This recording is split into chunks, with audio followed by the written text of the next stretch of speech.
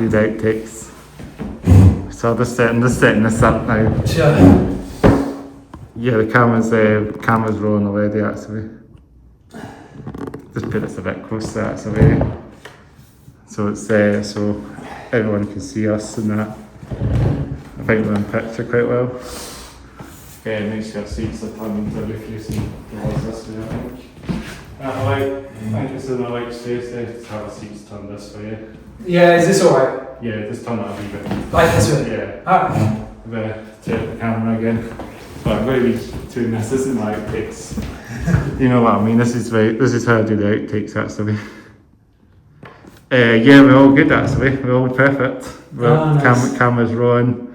Yeah, I think I'll be in picture perfect as well. Yeah, well, here you go, man. Hopefully I don't butcher the name. You are. Ezra Briggs. Ezra Briggs. Ezra Briggs. You got it, bro. I don't want to butcher it, I'm like that very band in this podcast, it's butchering names. I've just had to knock my phone off actually, just in case it okay. goes off in the middle, you know. It's some outtakes. Bro. Right, this is it, ready then? We'll do my checks before we start the podcast. We need to go through our checks. So the lights on, cameras rolling, hats off, hairs down, shades on, Ember 900. I don't know if they can pick that up or they pick that up, that's still there. It's 901 years old since it's 2025. So yeah, cameras on, lights on, it's snowing outside. Let's leave it not as well. No, it's not. Nice day. You can see the sun coming out. Yeah, you can. Nice sun. I think that's everything. Doc Martens in the house. Holy Tomb in the house. That's what I'm rocking today. I don't have a band shirt on today. Oh, so sad. I nearly wore my Mastodon shirt. Oh, you could have done that actually. I've seen it on the video. Well, I think that's us. I think that's us doing our checks. I think all our checks are done and dusted. There's something off the camera that we've got something off the camera that we'll probably do at the end. Stay tuned for it. That'll be cool. Something first. But yeah, I think we're going to cap ourselves at the episode then. I think everything's going. So we normally start with our clap that we normally do. So we do it together. A clap? Sure. Yeah. 3, 2, 1. Let's do another one. Alright. 3, 2, 1. Another one. Alright. One for the crime mats. 3, 2, 1.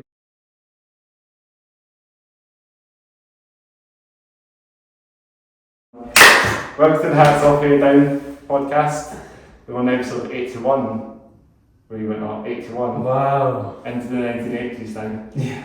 So, in the 81 now. So, so we're joined by the one and only Ezra Briggs. That's how to say the name. It's pretty good. Ezra Briggs. Ezra Briggs. Yeah, there you go. Pictured it there again. That's like that. So, That's alright. Ezra Briggs, one man acoustic folk musician. I'm guessing you're based in Northumberland, but you live in Edinburgh. Yeah, I've lived in Edinburgh for quite a while now, but Yeah. originally from Northumberland. Yeah. So does anyone gets a bit confused who lives here? Yeah, too. I'll update my social media. Yeah, need to get into that. It's a bit outdated. Yeah, get back into it again. But yeah, working you on the podcast, one man acoustic. We've got some acoustic artists coming on, so it's good to get some acoustic bands and artists on. So yeah, how you doing then?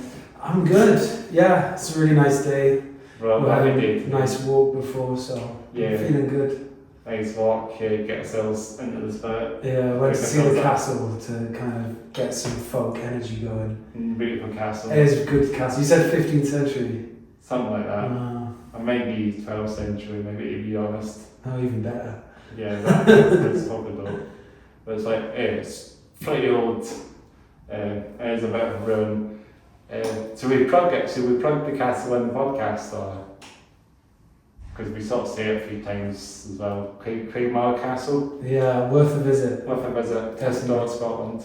Yeah. I've been in it plenty of times in the past as well, so Yeah. a beautiful castle. Definitely recommend visiting it or taking taking some photos and visit it, and you know, I know you have to pay to get in, but it's a good castle. It's worth the time to go in it. Get some great views at the top as well. A good one to go to if you go to the skip, right? And then you need something to do afterwards. You could just walk up. Yeah, because there's a recycling plant that we just done a road on it as well.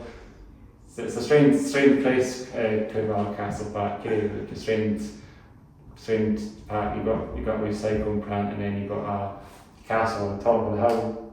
But it's a really nice park. Yeah. So definitely recommend it if you want to go out for walks and that. It's really nice. Well, this is what we do in the podcast. We go the throwers. We say so. We talked about some things off camera, didn't we? So you like have it hiking, don't you? Yeah, we were talking about hiking. I was saying in Northumberland you can go on some really nice ones, but since I've been here, my favourite thing over here is I really like going out to Dunbar, East Lothian, and walking around there. It's really nice. And what was the castle? Tantallon. That's a great castle East too. Lothian. I love it there, yeah. Beautiful.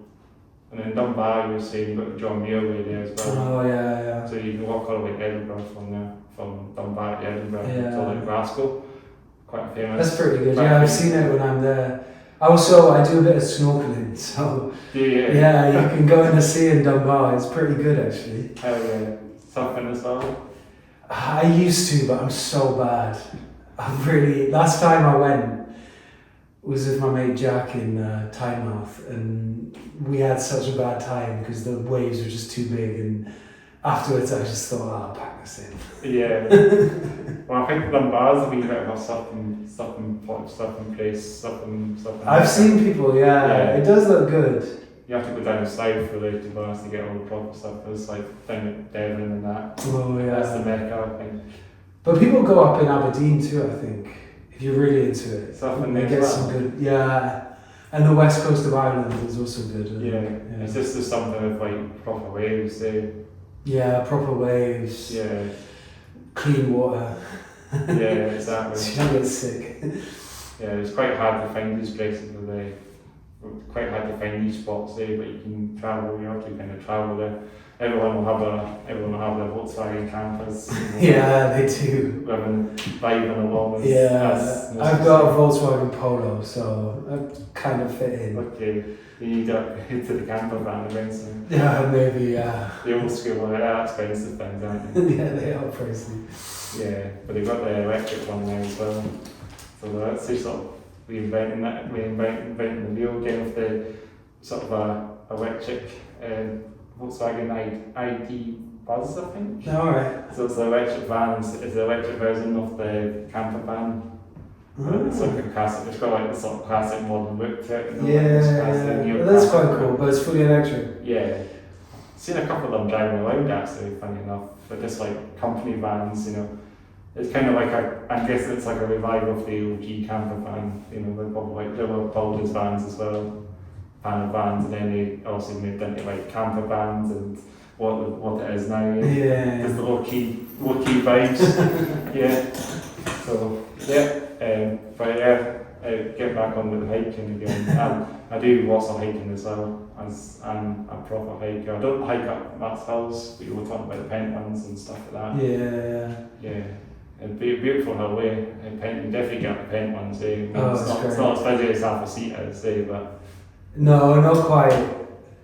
Actually, there's my favourite place to walk in the Pentlands is when you go west to Red Moss or Belerno. Have you been there? Harlow, exactly. The reservoirs. Yeah, I've been there. It's brilliant, Really nice, really cool. Beautiful. And when it snows, we went sledging there, and it was so good. Yeah. You just have these massive hills with like no trees on them. Now it's like you're in the middle of nowhere as well. And yeah, you feel like you're in the Arctic or something. Yeah, even just kind of walking on a summer's day, it looks like you're in sort of like a nature landscape, you know, but you're only about to like less than 5 miles from the city centre. Yeah, absolutely. Actually, last time we went, it was quite icy, and I don't know what it's called, but the snow was forming these layers, kind of icy layers, and you could like build stuff with them. So we built these like Stonehenge, triptychs like everywhere, and Really? yeah, it was really cool. We made this like mini Neolithic village on top of the hill, and people were taking pictures of it. Yeah, I was quite proud. You should have got yourself on that as well. So Yeah, I could have used it to plug my music, couldn't I? Yeah, maybe the next Did an time. album cover or something. It would have been good. We are still in winter still, so we might get the odd one maybe. Hopefully, I love the snow. Yeah, maybe the odd one maybe. Yeah. So we'll have to see, I guess. But yeah, I do, as I say, I venture outside the city centre as well. I go to, this is turning out a hiking podcast, this is how I do it. I go to a place called Go Nest, I go to Untitled, I sometimes go to Picardy, I go to loads of places around that area, even like Haddington as well, and East Lothian. Just anything that's like practical to travel, by public transport, it's quite good to just venture. Yeah. Have you done the 7 Hills? I have, I think I've done them all now. I did Quaid Rocket Hill quite recently actually.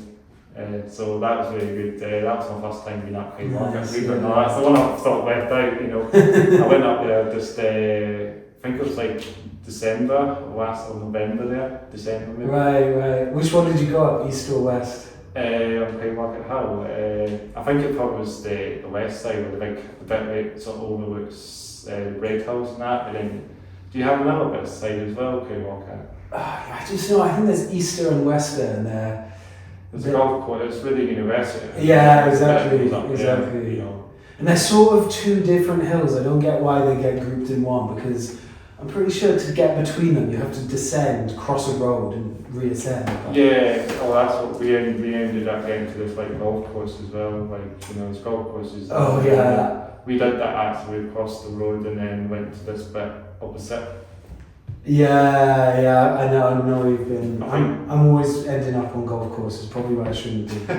I once got shouted at in Dunbar for being on the golf course. You don't know where it is exactly where the path goes and exactly, yeah. I just come out off the beaten track as I just come out the sea and I was like dripping wet. I had like a snorkel up on flippers and I was like moving along, and I turned out I was in the middle of a golf course and this bloke was shouting at me, but I couldn't hear him because I had all the gear on. And they had to come up and they were livid, but yeah. Anyway. It's going to be fun. These things happen. Yeah. I did that actually. There was a time quite recently actually. I was up, went to Beacraze quite recently actually. Oh, I don't think I've ever been there. But we take a bus up from Lithgow to Beacraze. Was it Bleak Below? I can't remember what it's called again.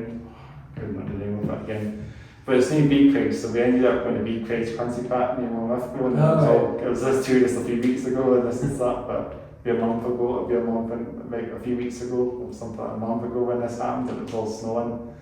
We didn't see snow in Lithgow, but when we got up the hill there was snow. It was slippy and that's absolutely freezing. So nice. we didn't really know about it until it was there, so we kind of had to. It was a bit ropey. Yeah, very ropey and bumpy. we had to kind of go down a steep hill and we were sliding a little bit. So one of those things happening. Yeah. I climbed Blackford Hill once when it was proper icy, and the steps. Yeah, the steps would go up to the for some dim reason I decided to climb up the steps, and it was pretty touch and go. Slipping. Yeah, and nearly came all the way back down. Yeah, they are quite steep, some of the steps as well there, but they're good workout if you're. Oh yeah, it is a good workout. I've done it a few times. Yeah. Ever ran it? No, not ran it. Oh, I have maybe run it actually. A while back. I really need to try and get in my. Yeah. Trying to do it this year. This one year I'm going to do is fitness. Going to try and get myself a bit fitter this year. 2025 plans. Good stuff. Hiking. Hiking will get you fit. Yeah, that's it. That's the plans for the year. I don't know what else, but just go to see what happens. Just keep it moving. As I say, get as much walking as I can. That's it. I think that's the plans. And we're going back to the 7 Hills again. Bread Hills as well as another one that I'm kind of walk out as well. Yeah, golf course on top of that one. Yeah, every hill has a golf course, don't they? Yeah. The majority of them do, yeah. Yeah, maybe not Corstorphine because of all the trees. Yeah, but the funny thing is in Corstorphine now you can see the zoo and that, the animals in the zoo. And actually there is a golf course on Corstorphine. I'm just remembering it on the path. Down a little bit from the bit with the fences, but you can see the zoo animals. Oh, it's brilliant. I love it. When I first went walking there, I didn't know, and I saw a zebra. It's so confused. It's so dope. It's dope for sure. It's really dope to see things. Yeah, brilliant. Yeah. You can see it for free as well.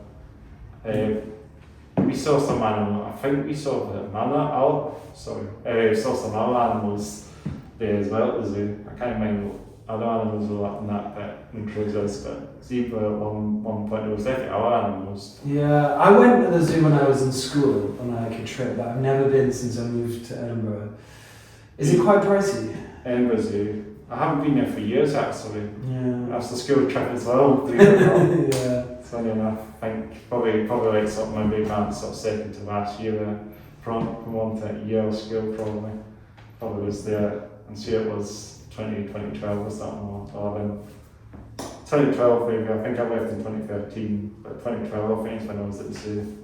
And then we ended up taking the bus that goes up, there's actually like a hilltop safari bus that would take you up to the top of the hill. Saves you walking, I think. That's pretty neat. I think we took that. Yeah. Remember it comes to memory now. That was probably the last time I was at the zoo. Right. And they got like cafes at the top as well. It's pretty good. And I like at the top of Corstorphine you have that tower. Yeah, you've got the big transmitter up there as well. Yeah, and like, do you know that old, I think it's 18th century, like there's like a stone tower. Is that? Yeah, on the top of Corstorphine, yeah. The zoo or on the hill? Not in the zoo, on the hill itself. I don't know that, so maybe I've not seen that. Oh, it's I need to look into that. It's good, yeah, it is good. Yeah. And the zoo, also the pandas are gone now. That's one thing that's obviously they've sort of gone, the pandas, haven't they? Oh, I didn't know that. I think they did last year, didn't What they? are they going to do with all the buses with the big pandas on? Oh, because they've got the giraffe bus ones. Oh, yeah. They've got those buses, they've got all the 26s on when they have all the zoo branding on them. So maybe they did have pandas on them. I think they did, I remember that. You'd have to change it to another animal. Yeah, what can you turn a panda into? Maybe a zebra. There's got the right a colours. zebra bus.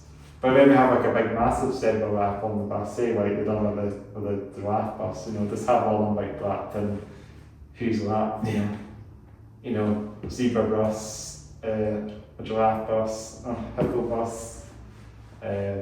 Yeah, it would actually look really cool actually if they did that to all the buses. So the buses they could. We need to write to them. Because a giraffe bus is actually really cool this year. It's like quite unique.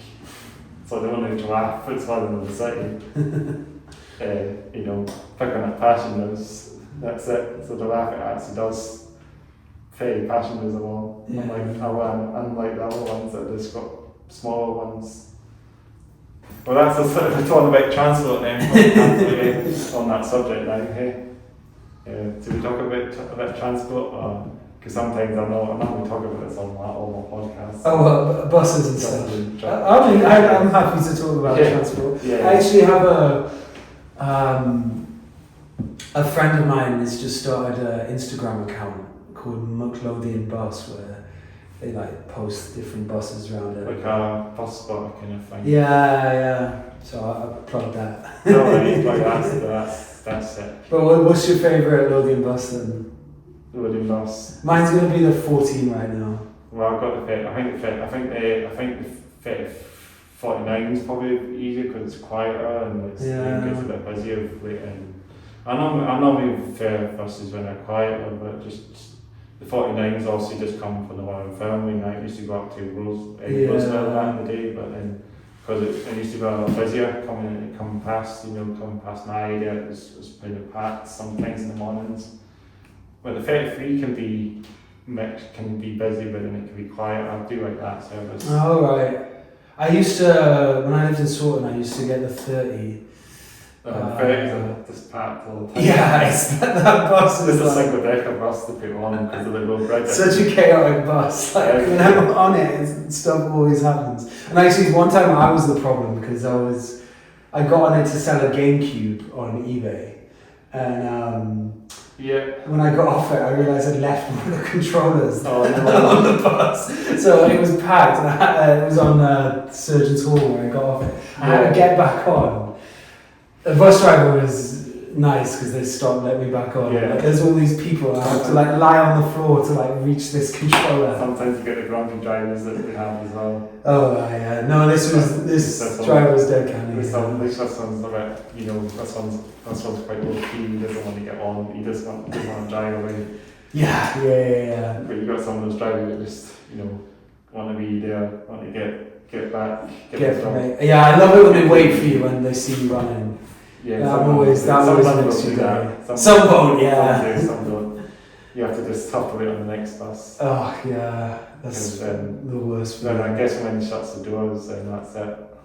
Yeah, I once had the bus door shut on me. Have you had that before? What's that? Like I got on the bus, but they'd already shut the door, so they like close on you. Luckily, they just reopen. They don't. Did they? Chop you in half or anything. Yeah, they're not like physical spikes between the doors. No, like that. No, I don't think that would pass safety regulations. I was thinking that actually. Like a cautionary fine, you could put that on, but that's a bit extreme. Yeah, have you seen the new bus model?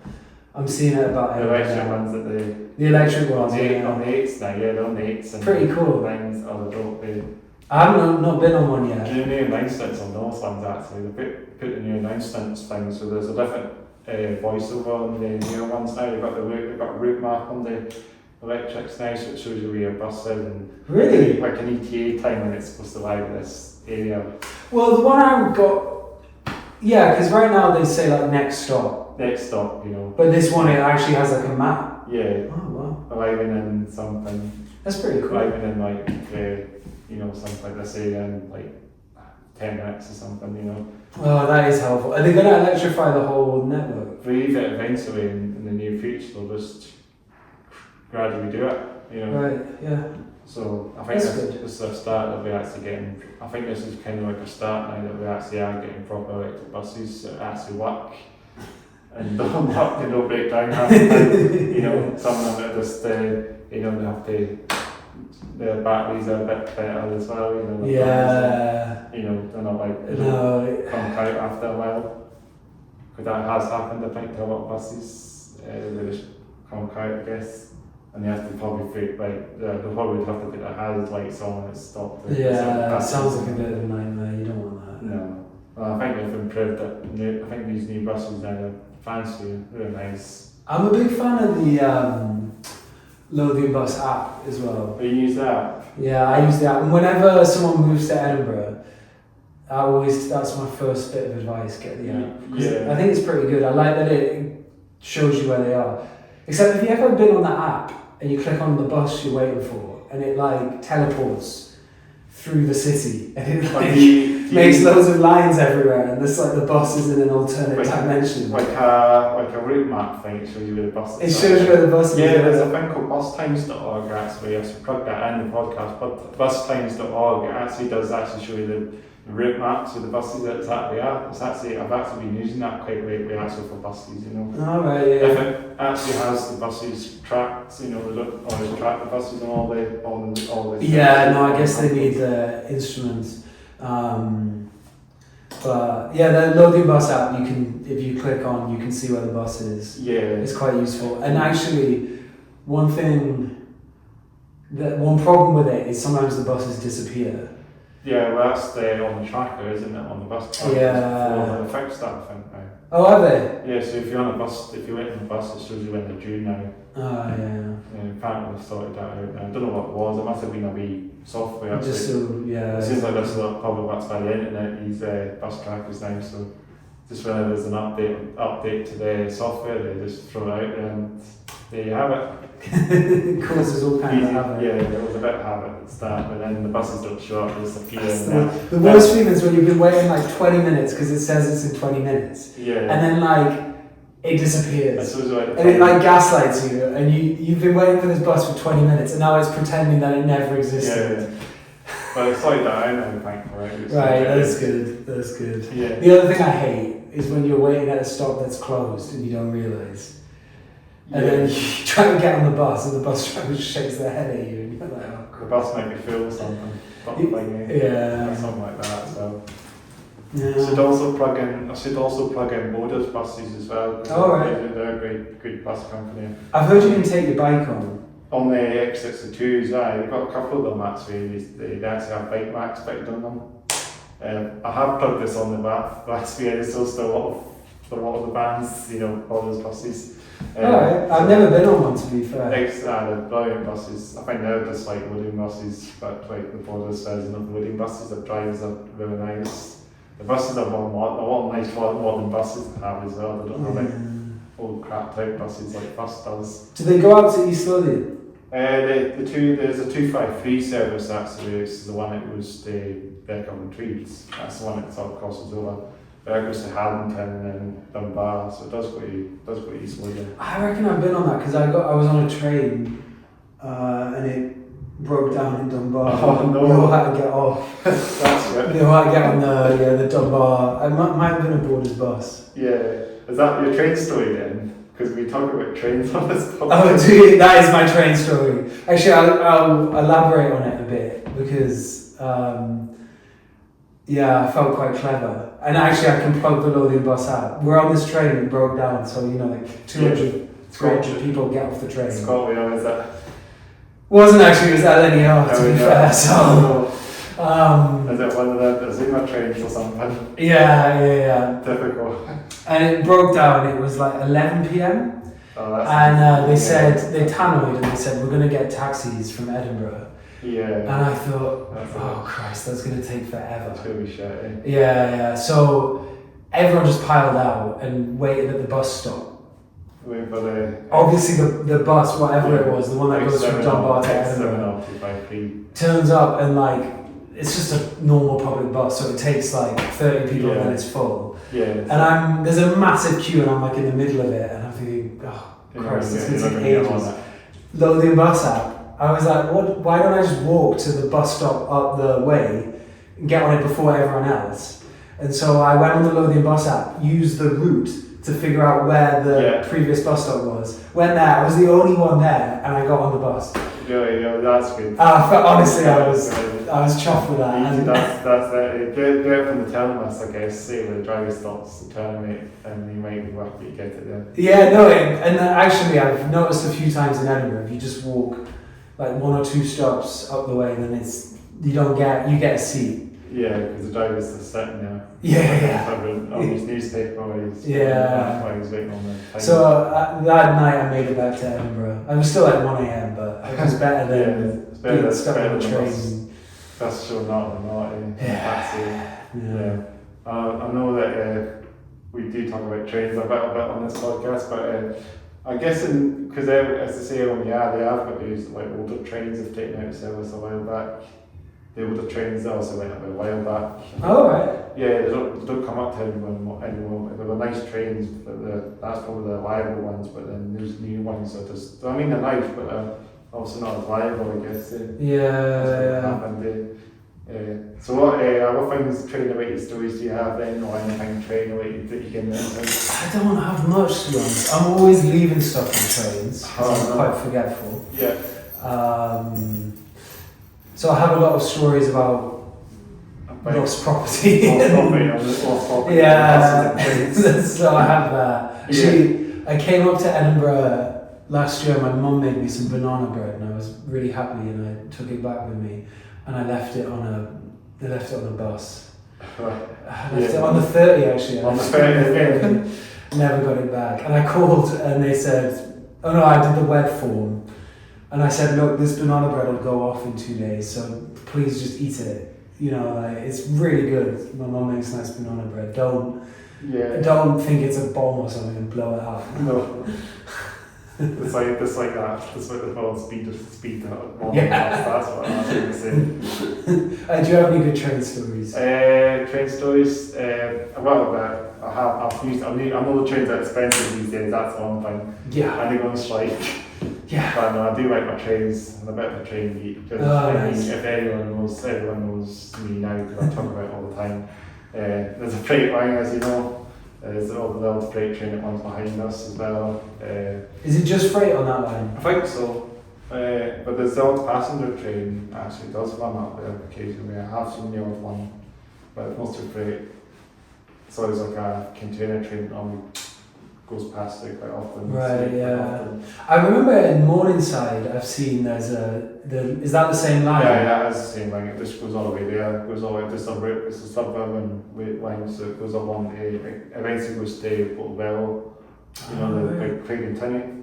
That bit from there, and I think it goes towards Straightfords eventually, that one, and joins to Straightfords station. Yeah. I think eventually. I'm not 100% sure on that one, but did there used to be passenger stops? there used to be a station down at when you go on Minter Street. There's a station.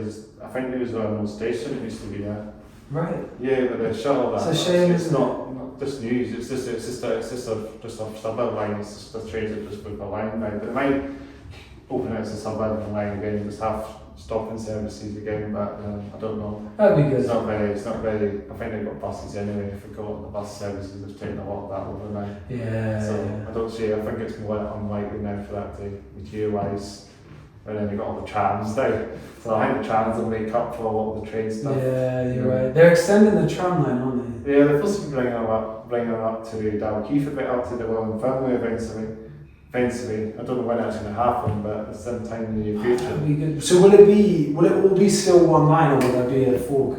I think there must be a fork, because they're going to have to probably fork it somewhere, like put it, if they're going to deliver in Fernley, sure they would have to junction it to, they would have to go up to Northbridge, probably up to Newington, and Suddersall, Newington. Just straight up, just maybe towards Dalkeith Road. I'm not sure. Maybe Minter Street. Maybe I'm not sure on that. It's hard to say when it's not materialised yet. Yeah. If it's going to happen or not. Maybe in the next 10 years' time we'll be talking about not even built it yet. Yeah. I really like the tram. Except when you get it to the airport and it charges you like an extra 10 quid. Yeah, that's a bit shit. That is a bit shit. That's it. But they do go past Leaf as well, I think, so it's quite handy. No, through Leaf. I've heard it's going out. I might be wrong on this. It's going out to Granton though, right? Yeah, eventually. That's maybe they'll probably do that maybe before. That'll be good because someone who's got fishing in Granton. Because then it'd be a bit easier for them to extend there than coming extend towards down this way, because that's going to cause a bit of havoc for the diversions. Oh jeez, yeah. Not just that. Leith Walk. Did you ever try cycling or driving on Leith Walk when they were? No, I don't do it. I'm not cycle. I don't cycle. I don't drive. So it was the buses were also a bit. One down Easter Road at that point. They'll divert down Easter Road, and then I think coming up the way they'll up one way up Leith Walk. They're going up one way in Leith Walk, I think. I might be wrong. I'm sure they were going down Easter Road, all the services, and then I think they had to stop around Chute Street and that to come back. Yeah. So it was a bit skew off then. We're going back in the past now. It's all done and dusted now. And it's good now. I cycle on Leith Walk quite a lot. Cycle as well then. Yeah. I'm not very fit or good at it, but I do use it to get around. If you remember, you said this earlier off the camera, it's getting up house. And Edinburgh is hilly. Yeah. I could see why an e-bike in Edinburgh would be pretty good. Yeah. But cycling on Leith Walk is weird because the cycle path is slightly confusing to say the least. And you know how the buses. When you get off a bus, your first instinct is just to step onto the cycle path. Oh yeah, and we thought. Yeah, which is. I get why. I might ask sometimes like that as well. You have to kind of look. You have to really look. The amount of times I've seen someone maybe get clipped. That's it. It's a bit. Especially a lot of these you've got a lot of these e-bikes delivering Just Eat and using. You can. on a hurry sometimes. You got to get cut by then, I think. Yeah. That's the one I've always worried about, it's a lot of there's tons of them going along now. It's like Central, but it's like Just Eat Central there. Because there's tons of restaurants and takeaways, That's it, everyone's doing that now, eh? Yeah, they've got e-bikes. Yeah. You would, I think, if you were going to do it for a living. Yeah, then it just seems that that's the thing going on now. Yeah. But that's it, eh? I don't cycle, I don't drive, I just lie on buses. Yeah. So I think we've dived into public transport. Should we talk about music now? I heard your album that you got on Bandcamp. It's brilliant. Oh, cheers. Yeah. Cheers, Chris. Thank you. So you've got 2 albums out, haven't you? I'm just going to try and, if you want to plug the name out. Yeah, sure. So the album I released last summer was called Touringly. Cool name. 8-track album. It's on Bandcamp, Spotify, YouTube, pretty much, all of the places you might want to listen to music online. Yeah, all the whole shebang. Yeah, so, please check it out. That would be great. Yeah, I've checked it out. It's very good. Most of you just playing the guitar, acoustic guitar, and then you've got some backing stuff, haven't you? Yeah, I've got some cello, some backing vocals, some synth. And on a few tracks, tried to kind of blend folk with a bit of electronic, almost experimental stuff, and then a few tracks are like very traditional violin, guitar, classic stuff. Well, that's it. And it's kind of like that kind of stuff you want playing with and all this sort of thing. Eh? Oh, thank you. Yeah, that's what I'd like it to be. Folk music is kind of like nature, but it's kind of connected to each other.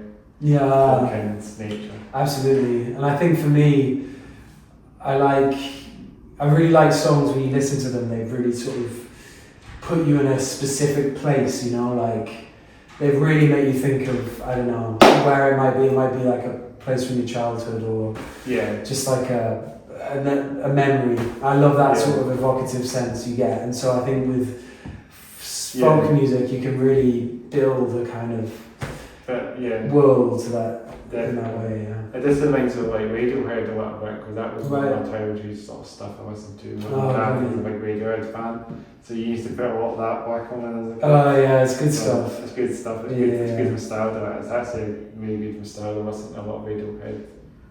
The music's brilliant. Actually, they're a great band. They're probably the best band in the UK generally.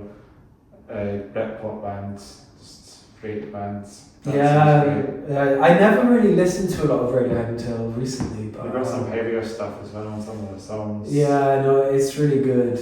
I was always, growing up, I loved Muse. That was my... Yeah, they were quite heavier, weren't they? Yeah, a lot of people compared them to Radiohead, but... But then they did a bit of metal in some points, didn't they? Yeah, they sort of... I just thought they were really cool because they have these like big guitars. Space operas, the album... I think probably the first album that I found for myself that I wasn't just introduced to was Black Holes and Revelations, and I really loved that. Nights of Sidonia. I just found it all really sort of exciting music. Yeah, great album. Everything's great. A lot of Muse stuff is good. I've not listened to a lot of Muse for a while, but I do like a lot of these bands are great. What they do, I think Coldplay and another band I should mention as well, right bands. Yeah, my dad actually was into this sort of stuff back in the day. Oh right, nice. Yeah, lately actually I've started listening to Keane again. Keane, that's a bit of a blast in the past. Yeah, but they've been quiet for a while. They wrote some really nice songs actually. Yeah, really nice. Yeah, Keane as well. That's another band that my dad liked. Yeah. I picked a lot of the stuff from my dad as well, because he used to like a lot of Britpop stuff. Oh, okay. That's before I got into metal even. I got into metal since my early teens, I think. Yeah, same. Early teens and sure. Probably sure it was like 2010 or 9. I think it's not really metal, but my first sort of rocky act that I really liked was Alice Cooper. Alice Cooper. The first album I got was an Alice Cooper live album with him with a big snake on the front. Oh yeah. With Schools Out and Schools Out. Poison. Yeah, hell yeah. I Like loved the that. best of one kind of thing. Yeah, it was like a gig. I guess it was a gig, and they just made a live album out of it. Hell yeah. It's a live album. And I used to listen to that all the time. And Lost in America. Yeah. Ain't got a job 'cause I ain't got a car. Yeah. Hell yeah. Yeah. So that sort of got me into metal. Right, so what are you vibing now then when it comes to a bit, are you vibing into some heavier stuff, you know? Yeah, I really like these like instrumental metal bands. Like there's one called Russian Circles. How do they like post metal? Is that what? I Yeah. think that's what they're talking about. Yeah. Slow No stuff. singing. Yeah, like slow stuff, you know. Yeah, some of it's a bit. Yeah, it's just really sort of like. It's very atmospheric, very world building. There was a great band called Tosca that I used to listen to all the time. But I think they've broken up now. But that's also instrumental. Yeah.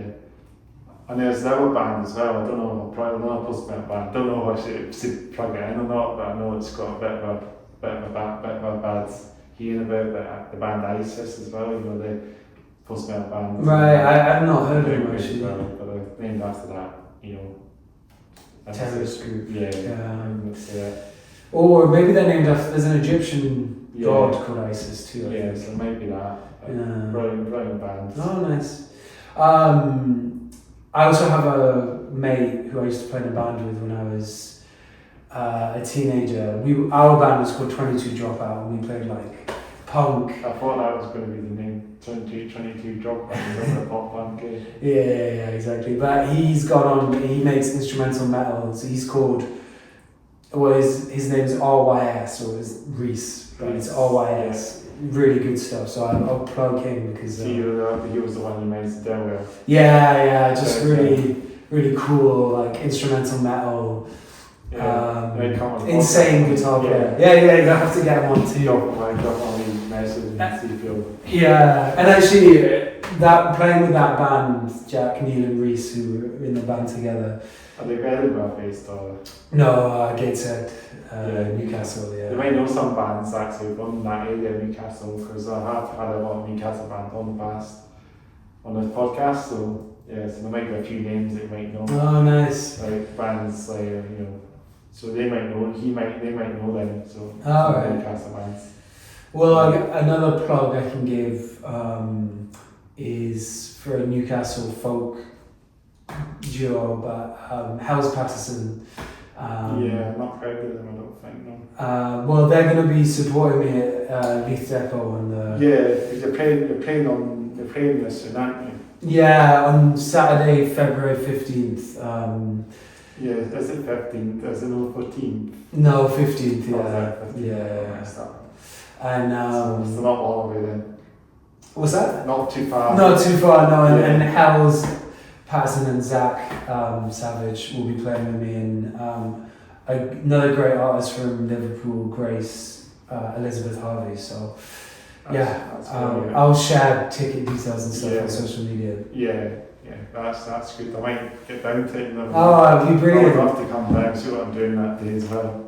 Fantastic. We'd love to see you. Just love to come along and support and I normally got all my metal gigs these away. It'd be a bit different, be a bit folkier, but yeah. So you say about Mastodon as well. You like we love Mastodon. Do you like them? Zach actually. I played in a band with Zach, who's going to be playing. Because they're like sludge metal, aren't they? Like, he really got me into them. Yeah. Iron Tusk is great as well. Do I know Iron Tusk? Yeah, I think that's a song from. From Mastodon. Right, yeah, I think it is. Maybe on Leviathan. They got Trainwreck as well. I really like. Going back on the trains, they got Trainwreck by Mastodon. You know, it's actually got a recorded sound of a train Japan. Oh, that's pretty cool. You know, like some sort of UK. Something in UK. I don't know, but I recognise the sounds. If you listen to Mastodon Trainwreck, there's definitely a sound of train Japan somewhere in the UK. I really like Right. High Road. Do you know that one? I know where Fun Dance well. Yeah. Great song. Oh, I used to nice. play a bit master on like guitar as well, believe it or not, you know. Oh, Fun brilliant. Dance. It's all like drop C, isn't Yeah, it? it's proper down tune. Yeah. Yeah. I always think, oh, I might learn one of these songs, and then I look at the tuning and I think, oh, Yeah. I'll snap all my strings. Yeah. So you have to just put it down a step, don't you? Yeah, I think you need to have a guitar right, like down a step. You probably need to get like the thicker slings or the heavy. Yeah, I wouldn't. One of the tune, but you don't want. They're probably like the janky stuff, you know, like the metal. Yeah, actually, in folk you do use sort of open C tuning and stuff like that, so that's pretty dropped. Hell yeah. Yeah, I feel like I know if going back to bands from Edinburgh, I'll actually talk about this band. Oh, right, yeah. Probably to well, I've had these guys in my. I think I did the first episode of these guys, believe it or not. So I've actually got one of my original bands for the podcast. I did on the first interview. Started this Nice. podcast, believe it or not. These were the first guys to come on. So they're like thrash metal. It's great. I love that logo. Yeah, it's proper dark. It's like it's sort of which cool reminds me of the Opium logo a bit as well. Yeah. Just like quite a dope name, you know, Hollow Tomb. It's an Edinburgh thrash metal band. Yeah, kind of thrashy, I don't know, like downtrodden thrash. Right. I've not seen them playing for a while. I think they're like a band that kind of keep things, they go kind of okay, they just go whenever they have a gig, they have a gig. They're not like, you know, pushing themselves as much as other bands are, but you know. Yeah. Yeah, but I know I've had them on the podcast, first episode, I think they were just a new band, but then they still they're still playing, they're still going around. I'm guessing they're just trying, I think it's kind of okay, you know, just if they've got time, I guess, and they just play, you know.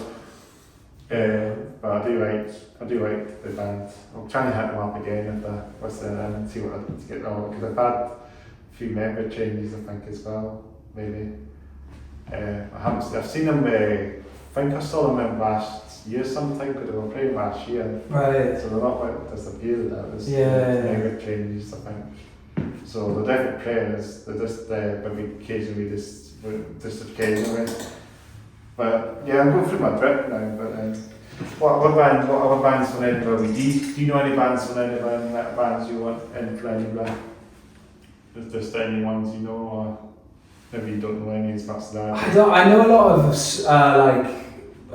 solo artists from Edinburgh, so that I've met playing open mics. Yeah. So I have a pal, David Winlow. He's releasing an album right now. Called Chemical Waves. It's really worth a listen. Brilliant. And my friend Folker, another folk artist from Edinburgh, is just recording an album right now. So I met quite a few people playing open mics and stuff. Right. But I know so much bands just because I haven't been. Just in that sort of scene. Exactly, and I think it really depends what scene you're in, doesn't it? Yeah, I'm in that sort of, you know, I'm in the scene where all the bands play, metal bands, you know. Just that's when I'm being there, it's the way it's going from that side of things. I just like to hit up metal bands, but I do like to try and find some you know, acoustic artists, more that we're going around, you know, hit some more up. There's been a few acoustic artists on this podcast in the past. It's just trying to find the time to find them. I guess finding them is quite hard to find a lot of those artists. Right, Unless you go along and see them busking, I guess, and does that. There's a guy who busks sometimes. He does this very cool, funky. I don't know if you know the guy. I don't know his name again, but I saw him quite recently over the summer. He's a very cool busker. He does very funky stuff on the acoustic guitar. Okay. It's just so cool. But then he plays his guitar on the floor. He does this on the guitar. Oh, is it quite percussive? That sounds cool. Very cool. I don't know what his name is again. I still know his name, but I saw him, I recognised him because I've seen him a few times. I spoke to him, I think, a while back, and I maybe messaged him about the podcast, but then we'll maybe see what happens there, because these things can materialise, but he's a brilliant musician. Just about, I don't remember his name again, but some of you might know who I'm talking about. he's got like a bun, I think he's got a man bun. He actually likes, and too, he probably likes metal. It sounds like he's from that style. It's just pretty much really techno sort of Yeah, it is. But it's like, it kind of reminds me of that kind of, it kind of reminds it, if I all the genty stuff, you know, like, it's like techno, stuff, but techno, sort of tech metal, but for all drums and bass, it's like a guitar. Just all on one instrument. Yeah, it's it's just so cool, I don't know, I just don't remember his name again, but he's such a good musician. I'll probably shout to him if I listen, and then whoever it is, but the guy must have on the mile somewhere in the city centre, shout out to him. I don't know everybody, but it's a good to give a wee plug out. So we move on to our sort of pros and side of things. You know, we just talk about what we win sometimes. You know, I told you about this shit earlier, Holy Tune, but then I move on to the bottom half of things. So I got my nail varnish, but everyone sort of knows anyway what I'm wearing. Got these Pull & Bear jeans, I've got my dark mans. Then just keep it nice and simple. And then I've got Chris Cornell's hair. Nice. That's someone I've been compared with to a lot of people now. Yeah, I see it. You see it now, so yeah. It's getting to it now. I think everyone from saying I look like him. Do you want to talk about your side of things? I didn't realise this would be a segment, so I might have dressed differently. Yeah, well, it was stuff actually. Well, you just come as you are. You're not. I'm very scruffy because I'm doing up my flat right now, so I've been plastering. So most of my clothes have plaster on. And would you believe that these are kind of the cleanest clothes I have right now because everything else is like covered in paint. But you've got Chelsea kind of boots. Yeah, these. Black boots or whatever. Yeah, Chelsea boots. They're also like not Martins, but then. Yeah, no. These are good actually. But they're nice. You can slap them on, I guess. I hate doing laces. Yeah. So I just gave up and decided to get some. And they've got a hard. You've got cool cap. Yeah, so when I drop wood and stuff, I don't break my toes. That's the way to go, though. Yeah, and then these are from You've got a cat as well. We've got the cat socks as well. Yeah, actually. Sponsorship from Cat Fella. I bought these yesterday. Did you?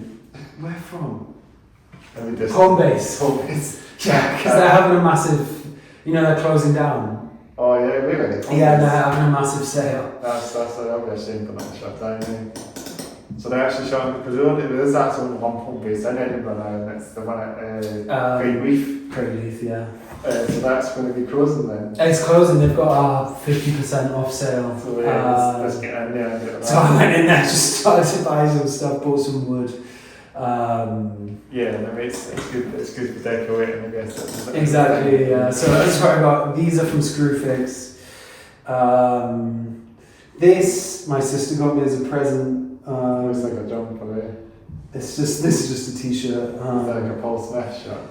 I'm thinking that. I actually have no idea. It's not a zebra on it. I think it might be from Urban Outfitters. Maybe. Shout out to she likes that. Yeah, well, I don't know. Yeah. And then this was a present from a family friend. I really like that actually. Yeah. And it's all about, you kind of fit it well for like a, Indiana Jones kind of character. Oh, thank you. I take that as a compliment. Yeah. Yeah, he got it in New York and he said he lost a lot of weight, so it didn't fit him anymore. So he gave it to me. You do fit in quite well that sort of strip, Indiana Jones. Oh, thank you.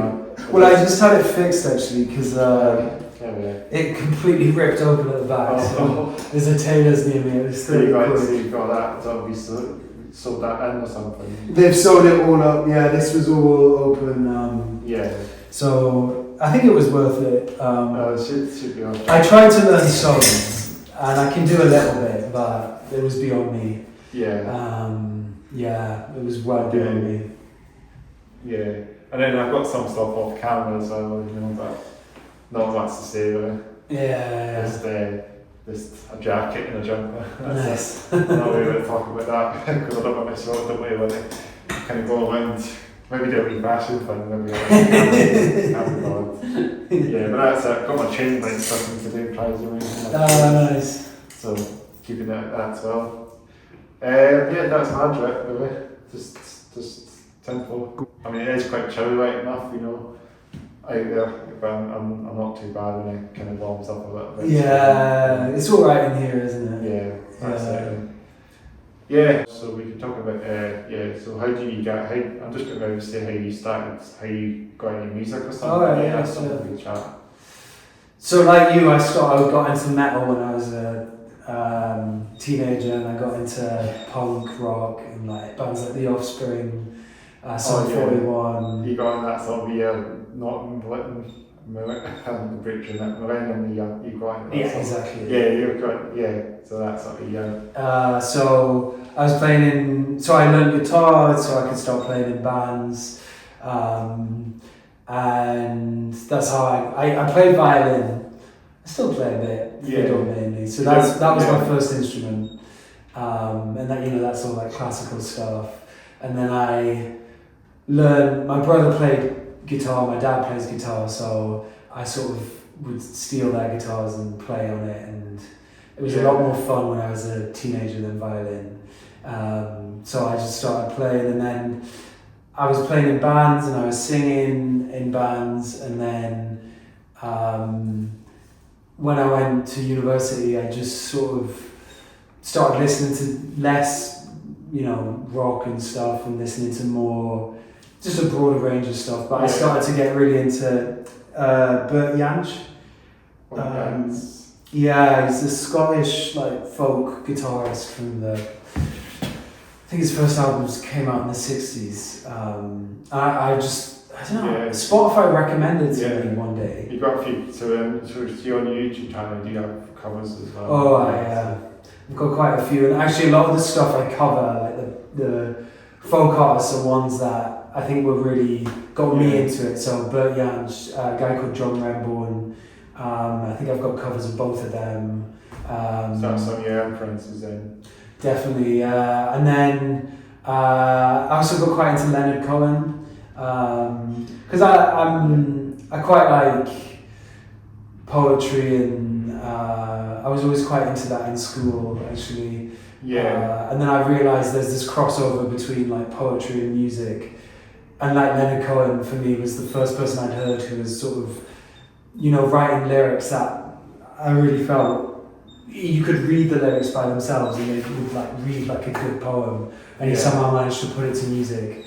So that kind of got me wanting to start trying to write that kind of music myself. And then I guess when I was probably 19 I started playing a lot of more acoustic guitar and getting into fingerstyle and all of that stuff. And then now I'm 29, so 10 years later I haven't really stopped. I just keep doing it, and I find I do like playing in bands when I get a chance, and I'm actually trying to get a band started now in Edinburgh. But generally, when I pick up an instrument, it is sort of folk songs that I write naturally, and that's just what feels. That's what fits in. It's what fits. It's just it just comes easier, and I think that's always nice when writing songs feels very fluid. It doesn't feel like it's a chore. You're quite used to doing all that stuff anyway, so maybe not bring it up to 11, amping it up a little bit, I mean, I think the thing I miss about playing in bands is just that you're sort of all on a team together, and that's really nice, and you get to share the good moments and the challenging moments. I think managing an album on your own, especially when you don't have a label like me and you're just trying to release it yourself, it's quite tough at times, because you have to manage all the different aspects of it, and if something doesn't go right, there's no one else there, to sort of go, oh, come on, we'll just keep going. So you've really got to be very driven, but the flip side is you can really sort of, you're not constrained at all by having to manage practices, all of that logistical side of being in a band. You just go and do it yourself. You get a bit more flexible with these things. Exactly, Because the band, if you're signed to a record label, they'll probably tell you this and that sort of thing. Yeah, that's true as well. Budget as well or something. I think the thing about releasing your own music and albums is just the cost. It is expensive. But then you have to keep things low key, I guess. Exactly, and just manage the. I think my yeah, I think my last album, Touring League, cost about $2,000 all in.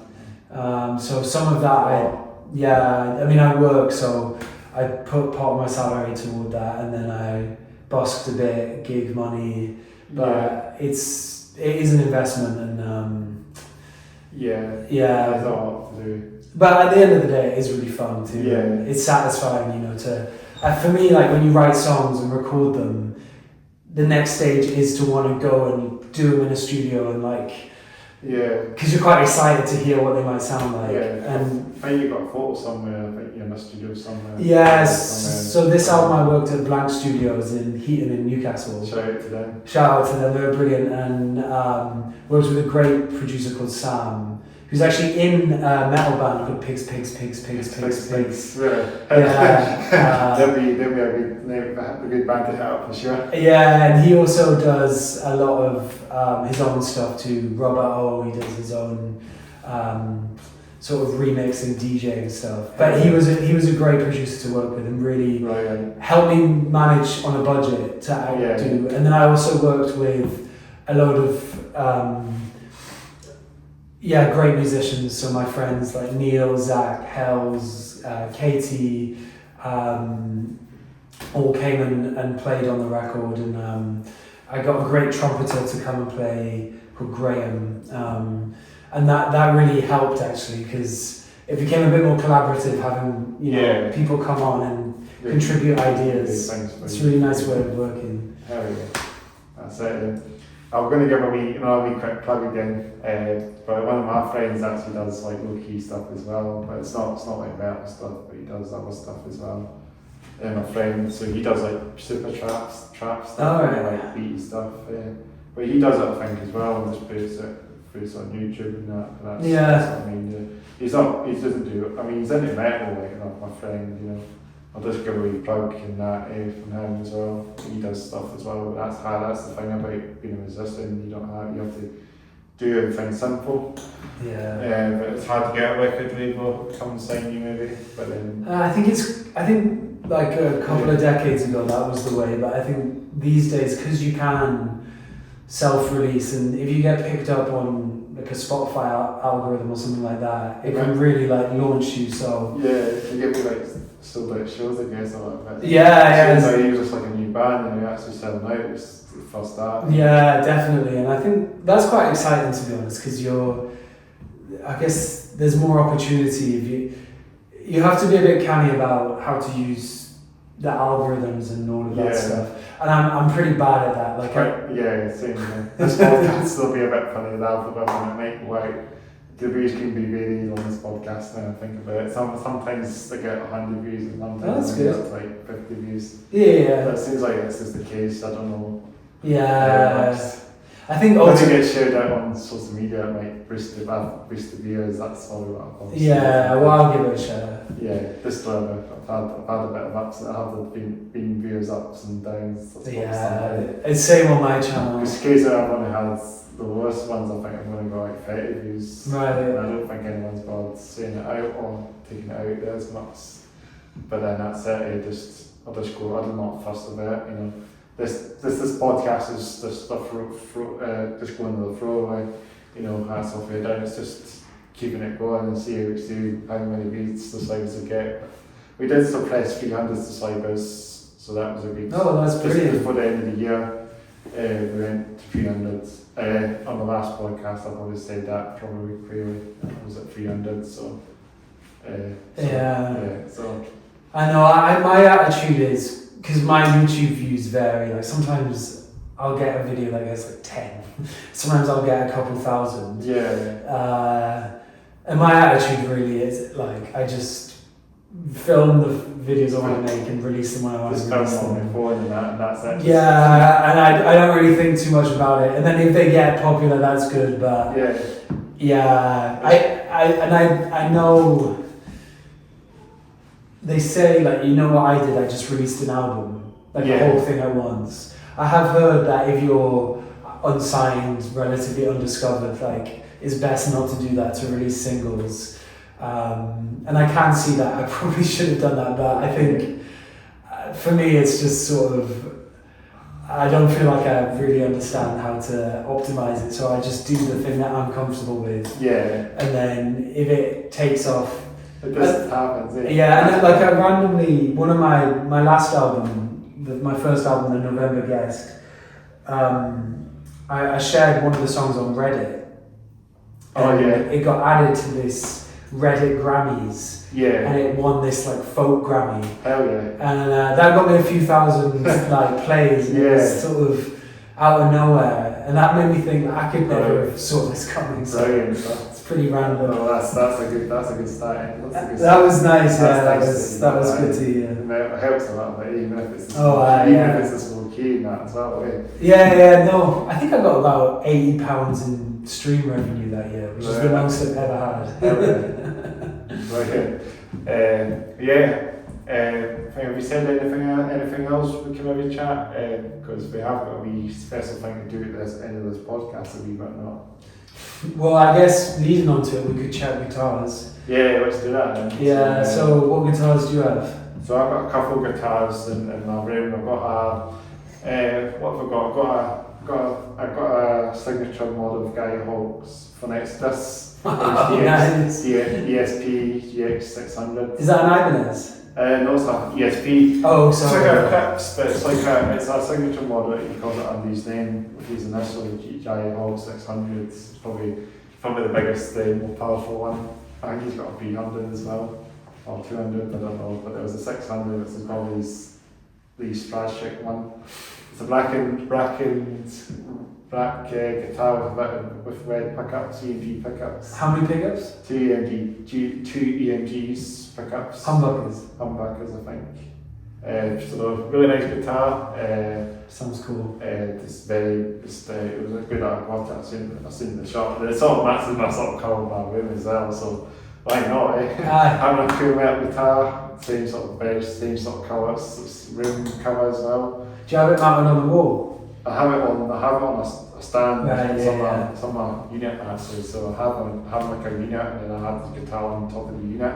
So it's kind of good. It's a good sort of ornament to keep it up on there. Oh yeah. I don't have it on the wall, fixed to the wall, so that's the thing. I don't really consider drawing through the walls. No, I've got wallpaper, so I bet just keep it in case I want to move. Keep stuff. it nice, yeah, exactly. In case I want to move stuff around there, keep moving it around. It makes sense to have it sitting on a stand there. Yeah, definitely.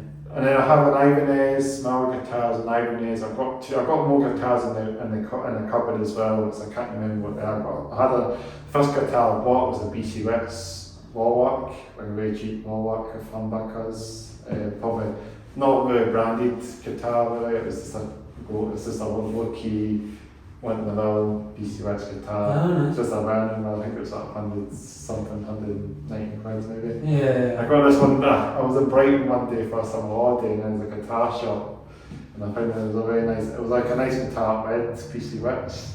It hasn't been seen the right day for a long time because it's fortunately got a broken jack, so I had to just keep that in the closet. I'm not sure if I'll fix it or not, or get it fixed because it's just been sitting there. Yeah. Just sitting there, waiting for the right day whenever it's going to happen. I don't know when. Probably should that to try and figure out sometime later in the year just to see, fix it and sort out. Yeah, maybe sell it really, to be honest, because I don't really use that guitar. And then my other guitar, I think I've got 4 guitars in total, but 2 in the closet, 2 in the stand.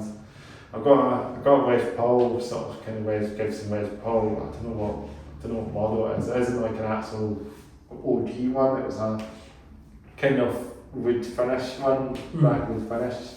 I don't know if it's the sort of light elite version of a Les Paul. It's just not like the finish, like the cheaper one. I don't know what it is. Is that model?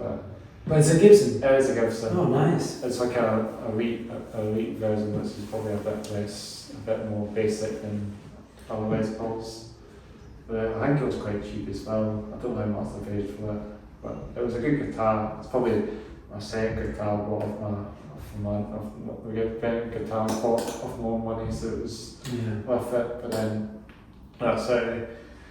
And I think that's all my guitars were. To be honest, I don't have any acoustic guitars. Well, I do have an acoustic guitar that my dad actually used to play, but then he doesn't really play guitar. My dad's never really played in any bands. I think he just plays it for just an enjoyment thing. Right, yeah. So, yeah, I think that's my guitar side of things.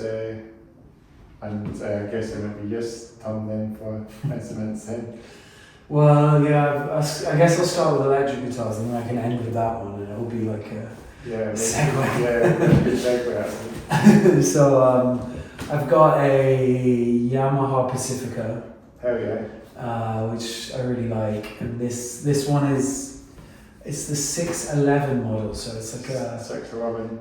Got a humbucker on it. It's got a P90 single coil. Yeah.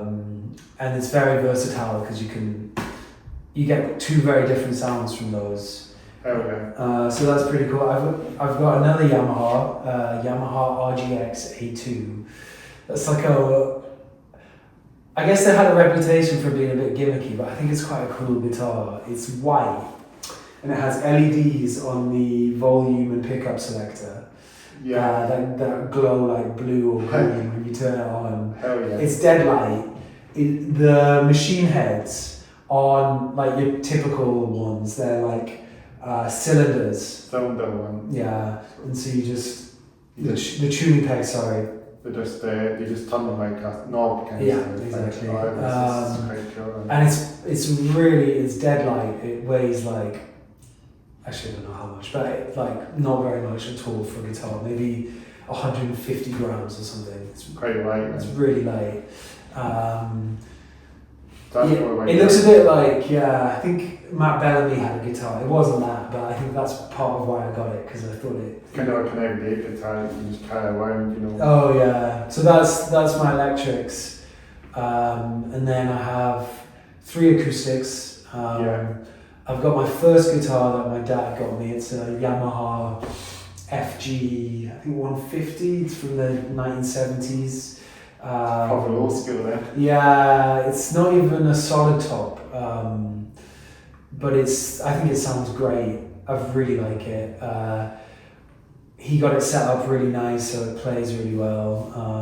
And you'll see me on a few YouTube videos playing it. Yeah, is that the small one, the small acoustic guitar? Yeah, and then I have a Martin. It was the first guitar. Well, not the first guitar I bought myself, but the most expensive guitar I bought myself. Yeah. And that's triple 015 mahogany. Yeah. It's lovely. I really like that guitar. I love how it smells, because mahogany smells really nice. It does have a bit of a smell. Yeah. You can smell inside the hole, it's got a bit of a smell. I get what you mean.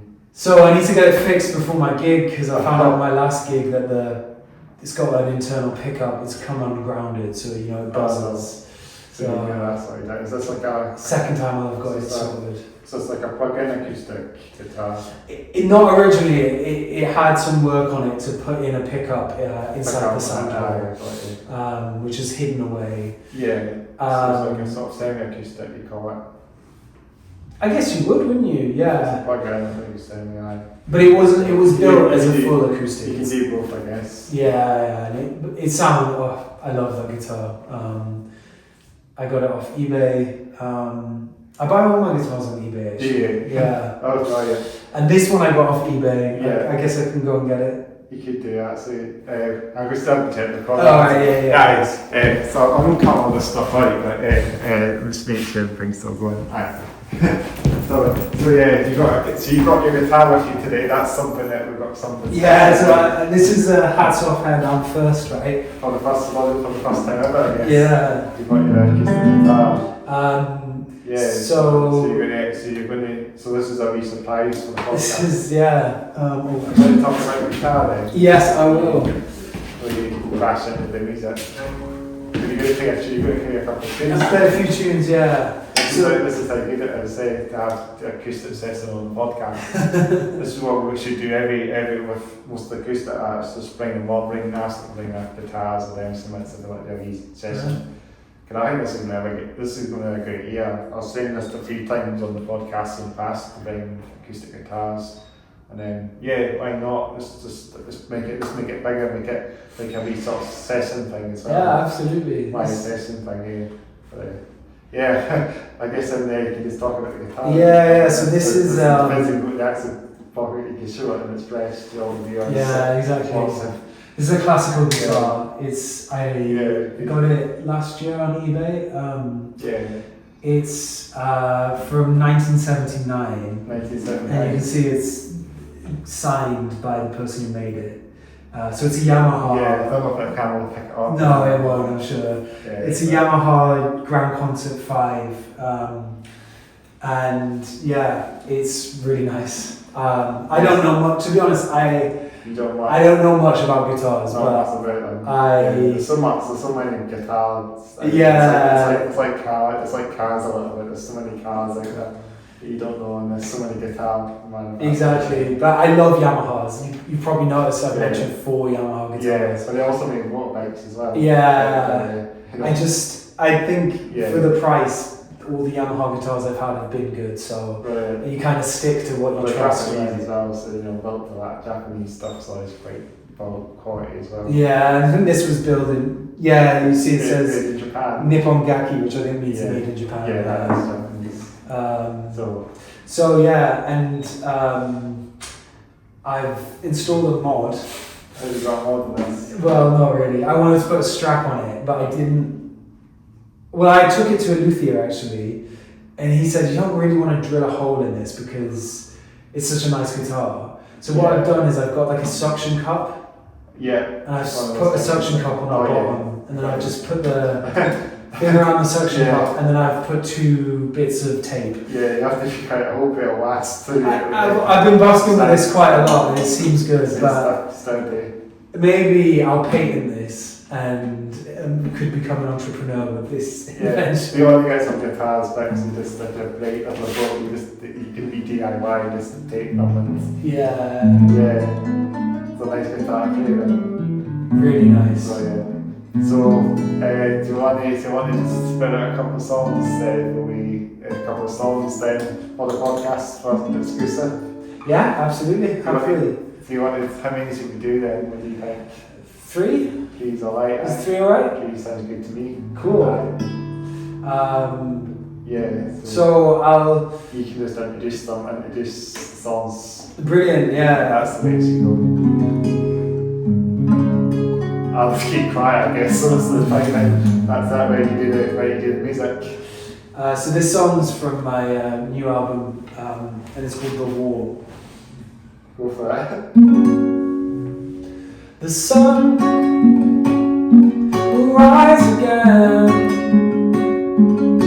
and the stones we laid will remain. Frost on frost,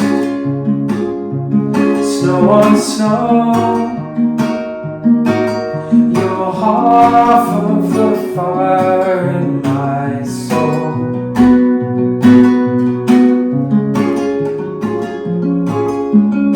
I can't explain the waves that crash on me every day. The water's cold, your touch is warm. The quiet is so rich after the storm.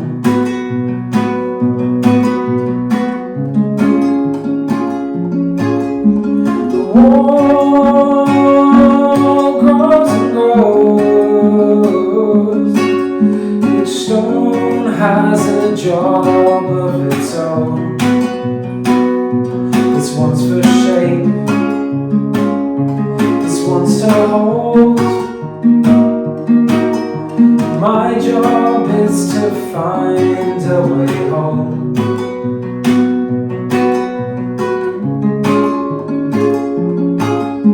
The sun will rise again, the stones we laid will remain. By yesterday's words spoken in haste, I tear down all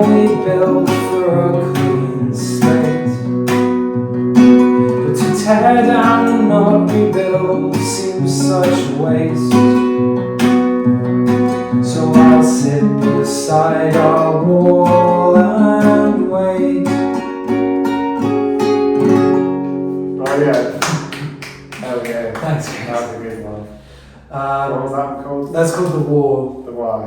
And it's off Twirly. So that's the last album, yeah, that's when I heard that one. Oh, nice. So this is off my first album, the one I'm going to play now. Yeah. It's called The Bleak Below. And I'm going to end by playing a song that will be on my next album, so... That's okay, exclusive then. We do, and it'll be an exclusive. Exclusive again for the podcast. 2 exclusives then. And that sounds a bit weird, doesn't it? Yeah. What's going on Well, you have to fix that one already. there? That's alright. Yeah, that's fine. So this one's called The Bleak Below. Yeah.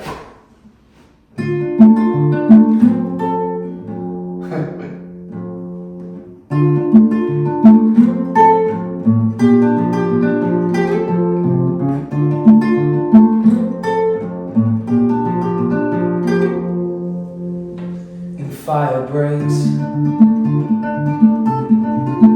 half burnt on cinder block, the spent corpse of old Guy Fawkes, and winter treading soft when the air thins and the pines decline. I take your hand in mine.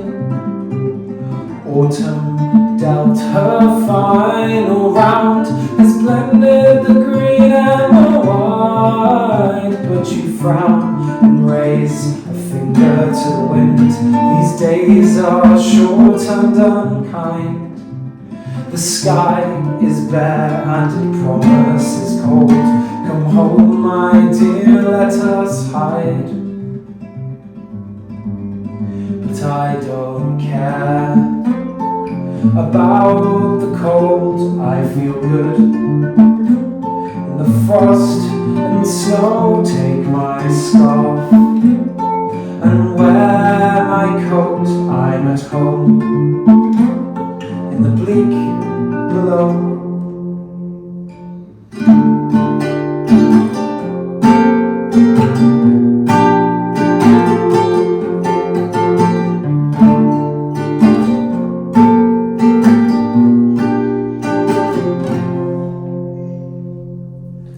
Ragged wool draped loose around your neck, you really are quite something to behold.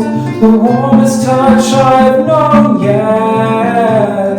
My skin still tingles from the press of a kiss, and plumes of breath fill the air. The crunch underfoot and the droplets of ice on grass, on heather, on hair. But you shudder and turn to check the sun. The dusk will come before long. The ground is hard and it promises cold. Come home, my dear, let us run. But I don't care about the cold, I feel good. In the frost and snow, take my scarf and wear my coat. I'm at home in the bleak below. The withered tree, the deserted skies, the morning breeze biting behind the eye, blood like fire and breath like smoke. Stay with me in the bleak below.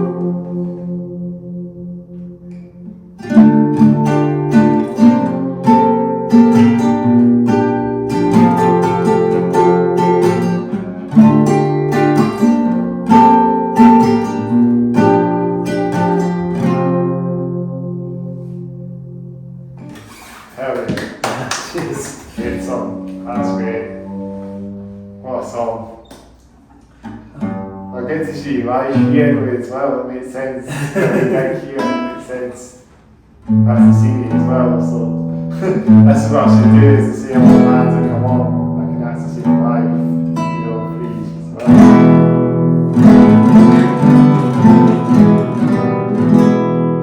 That'll do.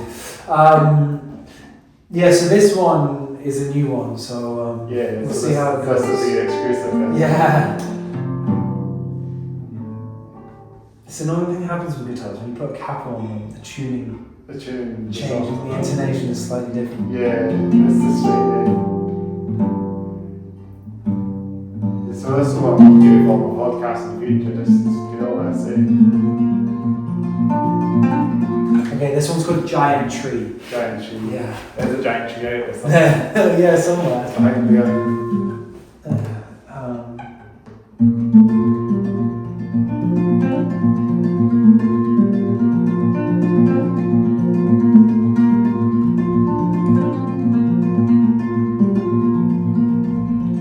Deep in the forest, we live on an oak with branches you can cycle on and trains to take you home. A giant tree, that's where I want to be, side by side on a giant tree.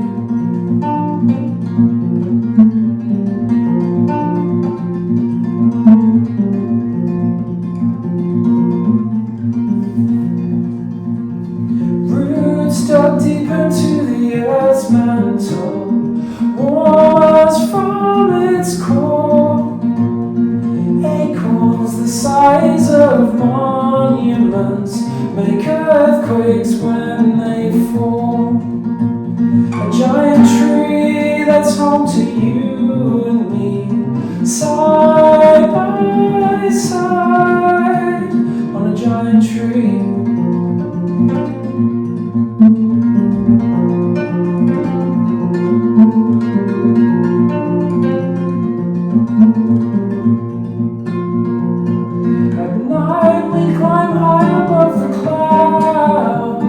Stars wheel across the Milky Way. We sleep in the soft light of the moon, and the planets keep us safe.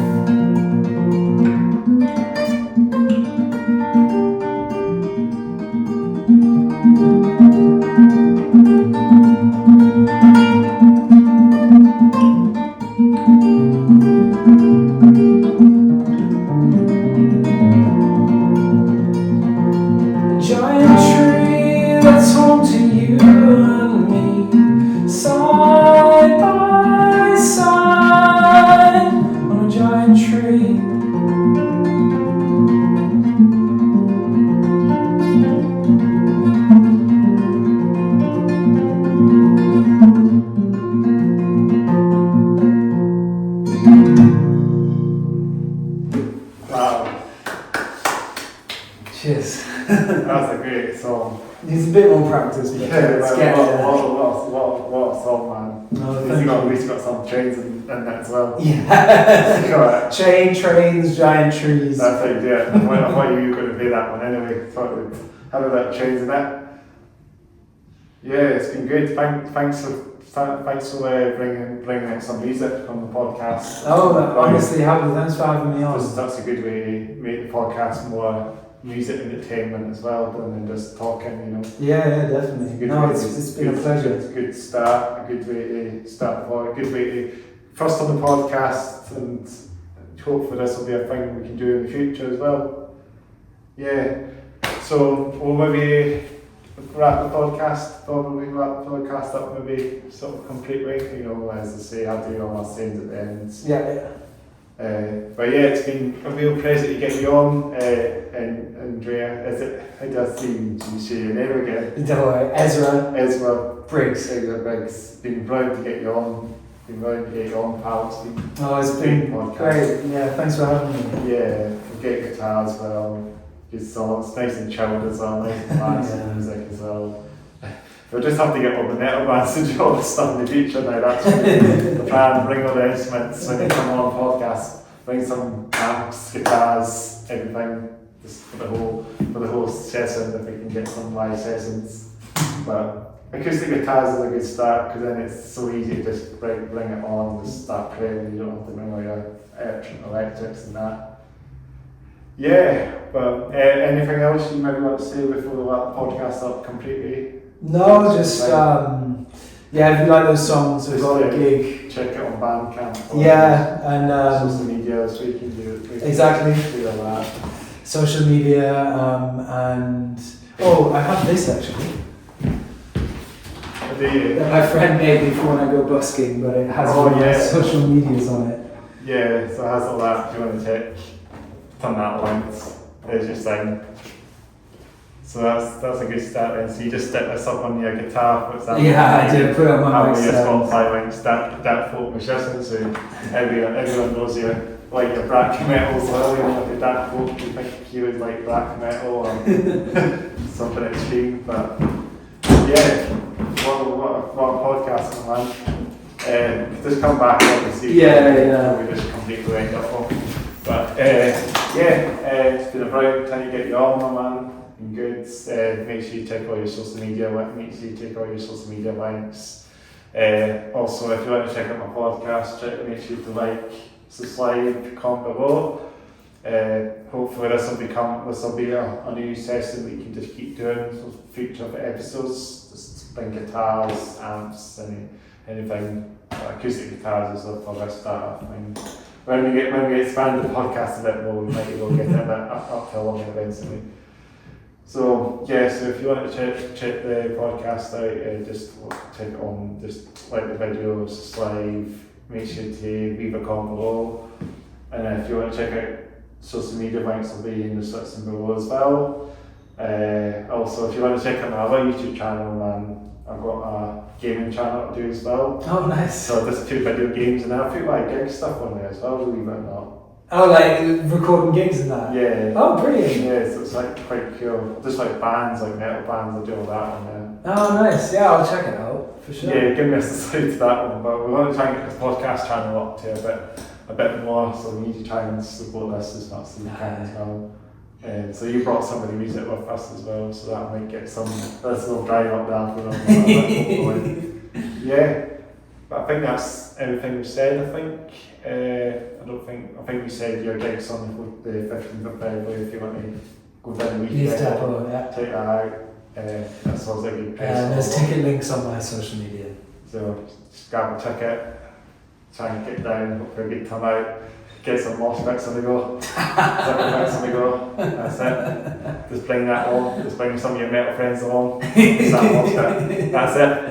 I might get down along, man, but hopefully I can be there as well. But yeah, it's been good again. Thanks again for watching and listening to Hats Off Fair Down podcast. And yeah, all I can do is I can wave you with a fist bump, of course. And I think we can also just walk off the camera. Right. I say that's a see peace out or something, but that's not to do it then. But I'll say I'll walk off the camera and I'll just say signing off or peace out. Peace out. Thanks for watching.